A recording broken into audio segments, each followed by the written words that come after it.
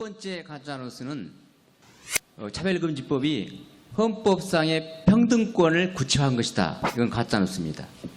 제가 봤을 때는 옆에 우리 명재진 교수님, 헌법 교수님 와서 계시지만 우리 헌법에서 말하는 평등권, 모든 사람 법 앞에 평등하다. 또 누구든지 성별, 종교, 사회적 지위에 따라서 정치적, 경제적, 사회적, 문화적 모든 영향력에서 차별받지 아니한다. 이 규정은 국가와 국민 간의 관계입니다. 국민이 국가에게 평등을 요구하는 것이지 사인 간에 적용되는 것이 아닙니다. 그런데 차별금지법은 사인과 사인 간에 적용하는 법이기 때문에 헌법상 11조를 구체화한 것이 아닙니다. 두 번째, 차별금지법이 모든 사람을 평등하게 만들 것이라는 주장은 가짜뉴스입니다. 특별히 우리 헌법은 여자와 아동, 청소년을 보호하는 규정이 있습니다. 차별금지법은 지금까지 이루었던 여성의 인권과 여성의 권익을 심각하게 침해합니다. 이제 여자 대학이 간판을 내릴 수 있습니다. 또 여성 전용 공간인 목욕탕이나 찜질방에 남성들이 들어갈 수 있습니다. 세 번째, 평등은, 헌법상 평등은 같은 것은 같게, 다른 것은 다르게 취급하자는 것입니다. 동일하지 않은 것, 같지 않은 것을 같게 취급하는 것이 평등권의 평등 원칙의 위반입니다. 그런데 차별금지법은 같지 않은 것, 동일하지 않은 것을 같게 취급하도록 강제하는 것입니다. 이것이 오히려 평등권의 위반이고 평등원칙을 규정한 헌법에 반하는 것입니다. 그리고 네 번째, 이제 목사들이 설교를 하면 처벌받지 않는다. 이 주장에 대해서는 조금 중요하기 때문에 제가 좀 자세히 설명드리겠습니다. 과연 목사님들이 설교가 처벌받느냐, 처벌받지 않느냐. 이 규정은, 이 말은 처벌이란 말의 의미에 대해서 우리가 좀 알아볼 필요가 있을 것입니다. 일단 우리가 처벌이란 말은 사회적으로, 사전적으로, 우리가 헌법, 네이버 사전을 찾아보시면 처벌의 의미는 첫 번째, 형벌에 처함, 두 번째, 위법행위에 대하여 고통을 줌, 이렇게 되어 있습니다. 그러나 첫 번째, 형벌에 처함이라는 의미는 일단 우리가 법을 만들 때도 벌칙에 보면 형벌 이외에 질서벌로 과태료를 규정합니다. 그렇기 때문에 질서벌이 처벌에 들어가기 때문에 형사처벌만을 말한다는 것은 벌써 말이 안 되지요. 그렇기 때문에 우리가 말하는 법적 처벌은 형사처벌만을 의미하지 않고 위법행위에 대하여 고통을 줌, 이렇게 해석할 수 있습니다. 또 해석해야 됩니다. 특별히 이행강제금은 우리가 집행벌이라고 하고 있습니다. 또 처벌에는 형벌 이외에 징계벌도 있습니다.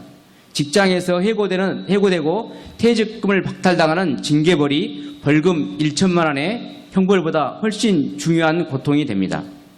또한 목사님들의 설교는 교회뿐만 아니라 교회 밖, 학교, 병원, 군대, 방송과 유튜브를 통해서 반복됩니다. 설교를 통해서 동성애와 이성애, 또 신자와 불신자를 분리 구별하는 것도 차별에 해당될 수 있습니다. 설교가 차별에 해당이 되면 앞서 본 것처럼 법적 처벌을 받게 됩니다. 차별금지법안에는 특별히 형벌 외에도 집행벌, 징벌적 손해배상을 규정하고 있습니다. 징벌적 손해배상도 사전적 의미로 위법행위에 대하여 주는 고통으로서 처벌에 포함될 수 있습니다.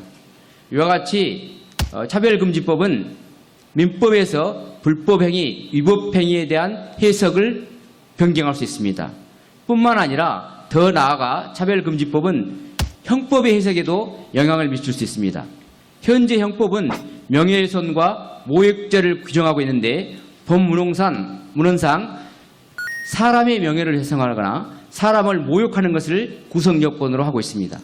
그런데 이에 대해서 법원은 이 사람의 범위에 특정한 집단을 포함시키는 집합 명칭에 의한 명예훼손을 인정하고 있습니다. 그런데 이 차별금지법은 명시적으로 특정 개인이나 집단에 대한 혐오 표현을 규제 대상으로 하고 있고 차별금지법에서 특정 개인이나 집단에 대한 해석은 형법의 명예훼손이나 모욕죄에 사람을 해석하는 데 영향을 미치게 될 것입니다. 예를 들면 서울시 시청 공무원들이 작년 5월에 서울 광장에서 행해지는 기호 행사에 반대한다는 성명서를 발표한 행위에 대해서 서울시 시민인권침해구제위원회는 올해 2월에 이러한 성명서 발표 행위도 단순한 부정적 의견이 아니라 혐오 적대감을 표현한 혐오 표현에 해당한다는 결정을 하였습니다. 이와 같이 시민인권 침해 구제위원회는 기호 행사, 즉 행위에 대한 표현도 동성애자들, 즉 산업에 대한 표현으로 둔갑시키고 있습니다.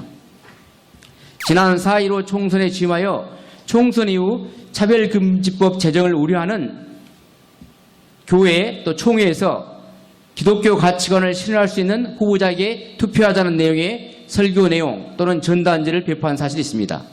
이에 대해서 공직선거법상 특정 후보를 당선되지 못하게 하는 행위에 해당하는지 현재 많은 목사님들이 고발되어 수사를 받고 있습니다.